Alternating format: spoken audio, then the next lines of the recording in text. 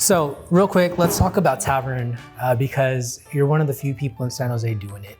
You were experimental with the style and it landed. What's the secret? How do you make a good sourdough Tavern-style pizza? Yeah, still learning about sourdough and just pizza in general, but I think just that fermentation in the sourdough and having that tang and then rolling it out super crispy with the mix of like the cornmeal and then leaving it in the oven for just the right amount of time to get that char on there. It's just something different. It works. People really enjoy it for the most part, I would say. You could eat a lot of it. Like it's a super light pizza. It's super easy to eat a whole pie by yourself and not feel full afterwards. So like you said, not a lot of people are doing it here in the area. So I think it's something new for most people. I think, I just kind of got lucky. Obviously put in the work behind the dough recipe and getting it to what it is. It works for our home style pies, our round pies, and also for the super thin and crispy Tavern-style pies. I think it's something that just worked out in our favor. Is it the same dough? It is. And you're just rolling it out? Mm-hmm. So for your other pie, you press it out? Yes. And then the Tavern, you're rolling it? Exactly. How do you get it pretty even circle? Just rotating it and like rolling it out equal amounts in each direction. That's it. Yeah, it's lots of practice then. It took some. I still can't get it, man. Yeah. And what's crazy is that the first only pizzeria that I worked at, we used to roll our pies too, but we'd still leave a bit of a crust. Mm-hmm. We would never go all the way. But even when I was rolling back then, it was hard for me to get it super even. And I think the other cooks had it down, but they've been working there for 5 years. Yes. And they're doing it every day. And I was just working part-time. But so pretty much it's just practice. Yeah, we'll try one out, dude, once we're done. Okay. Can you share your dough recipe? I gotta be honest, like, I have like the basic outline of it, but still, it's just like I fidget with it every day or every time I make dough. Dough's a living, breathing thing. So yeah. I feel like that's a pretty good answer. We use our central milling flour, organic flour. We need the High Mountain. That's a high protein flour, right? Okay. What else? And then it's like a higher hydration dough. I would say we do like about like 72 between 75%. And then we have the starter, right? And I'm just like, I feed it when I think it looks hungry. Like I do equal parts flour, water, taking the temperature of the water, just depending on the day. Someone who actually like really knows about dough and pizza, they'll look at what I'm doing and be like, dude, what are you doing, man? Like you're doing this all wrong. And that's the fun part for me. It's like, I've kind of gotten over my insecurity of like, fuck, dude, like I know I'm doing something wrong. I shouldn't even be doing this, but I'm doing something. I'm just going based off the way it looks, the way it smells, the way it feels once I'm done mixing everything in. And obviously, like you said, it's a living, breathing thing. So just being mindful of the starter, not letting it get too overcooked when I leave it out before I feed it. Just like the simple things, I try not to overcomplicate it because at the end of the day, it's like I'm going to have to show someone else how to do this. And like, that's the plan. So that's the thing between like mixing like the art, creative, not knowing a single thing about making pizza, mixing that whole aspect of it to actually like standardizing things and making a system for it and being able to train someone on it. And that's where like I'm stuck in between right now. Yeah, you're figuring out the business side of just like making sure there's consistency and removing yourself, right? Yeah. Okay. What is the bake time for a tavern style? Does it differ? So it does cook a little faster. We bake our gas oven like between 550, 575 around there. So the taverns take about no more than 10 minutes. And the other guys, on a busy day, obviously we're opening the oven, right? So we try to like close it as fast as we can, but it loses heat. So those anywhere from like 10 to 15 minutes, taverns no more than 10.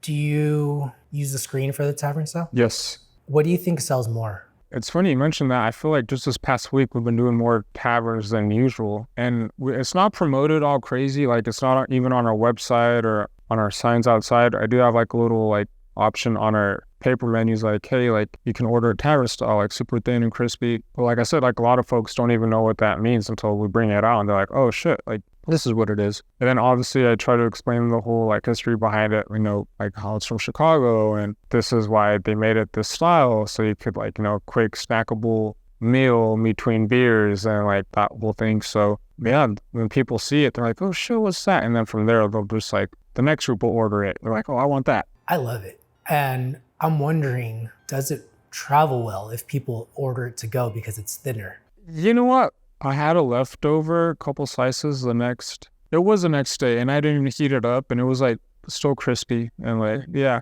But again, it's like once you put it in a box, it is going to have some effect. But I really want to say, like, we use, our pizza inserts, like that makes a big difference instead of just using like our checkered paper, which I learned, as we went. But I think it holds really well. We have a really good cornmeal. We don't overload the pizza with like, especially if it's like a supreme, and that's a really popular pizza. We get like all the vegetable, sausage, pepperoni. That would normally get real soggy, like on a regular round pie, just because of all the moisture. Even on our rounds and especially in our taverns, it holds really well. Picture this. A new family moves into your neighborhood. What does that mean for you? A potential new customer. What better way to introduce yourself than with free pizza? Here's how. Our Town America works with businesses like yours to craft irresistible welcome packages to anyone who moves into your neighborhood. If you listen to my podcast with Christina Martin of Manitza's Pizza, she uses this same tactic, and oh my goodness, she is raking in the customers who naturally become diehard fans of her business. So if this is something you want to get started on, you got to get with Susan from Our Town America. Let her know you heard about her from What's Good Dough. That way, you can save $125 if you get set up. I got you, fam. You can reach her at 480-678-1366. Again, that's Susan from Our Town America. 480-678-1366. Thanks for supporting our sponsors. So if you have your rounds and your taverns, do you make all of the toppings, like your menu, available for either one? So your specialties? Yeah. So my question is, the round, how big is that? So we do a 14-inch and an 18-inch. 18-inch round. Mm-hmm. Okay. And the equivalent for your tavern style is the equivalent to a 14 or an 18 or both? We could do both a 14-inch tavern and an 18-inch tavern. What is the dough size? So we use because we also do calzones and strombolis, right? So we use that smaller dough ball and we stretch that out because we do personal pies too, little 10-inch pies. So we use that dough size to make our medium-style pies. Medium-style tavern. Medium tavern style pies. And then we use 14. our 14-inch for large. Do you know the weight? What are the weights for the tavern? 14-inch and 18, you said, on the tavern? What are the dough sizes for that? We do 260 grams for a medium, and then we do 420 grams for that large. And like I said, it's like obviously depends on how you like your pizzas to come out, but it's just what's worked for us. And it's the same cost whether you do a medium 14-inch pizza round or a 14-inch tavern? Yes. Do you find that it's the same amount of ingredients? Yeah.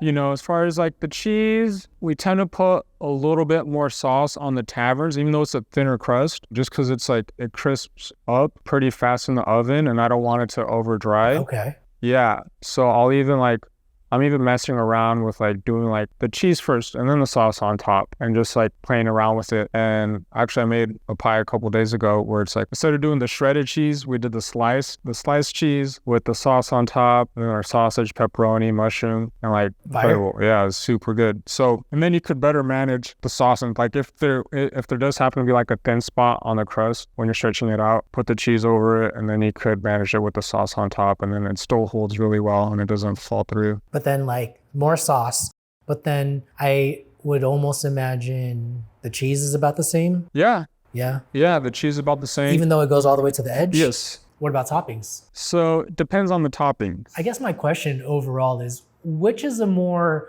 business-friendly pizza? You know what I mean? Like, which one is better when it comes to food costs? Obviously, we use a little bit less dough for the taverns, but at the same time, we're using the same amount of ingredients, sauce, cheese, toppings. We're using the cornmeal. We're not using the cornmeal for anything else but the tavern. So like we have the cost on that. And then we never like pre-stretch any pizzas beforehand. So everything's like made to order. And it's like, a lot of the crew, no one's made tavern-style pizzas before. So it's like we're like taking the time to train and making sure it's Labor's up. Exactly right. And it's like, dude, who lives here? Like it's nuts. It is absolutely crazy. We have our signature pies and they're all the same price, but some we're doing a little bit better on than others and some we don't do as well. And this is just another part of the business where I'm just learning. Figuring out how to tighten up your menu. That's it. Like if we were comparing Supreme to Supreme, I was almost wondering, because the toppings go out to the edges, I wonder if you would use like more sausage on the tavern versus a round pie because of that crust. Yeah. You know what I mean? Yeah, so we do like spread it out more. It would be closer to the same just because like on our round pies, they're a little closer together. And then on those taverns, they're a little bit spread apart. There's still like a good amount of each ingredient. It's not overloaded, but it's not like they're missing something in each square. So you get a little bit of everything, but they're all spread apart a bit more. Question number 1 is, have you tried making it without a screen? The tavern? No. Scary. Yeah, that's like, I've thought about it, but I'm like, better not. I don't want to clean that up. Okay, I feel that, dude. Just in case. Yeah. Okay. Good to know. Yeah. I do want to try them like in those pans though, like yeah. Eddie. Yeah. Like, dude, his timers come out really good, but I've never tried them out in those pans that he uses. Look at their cast iron pans.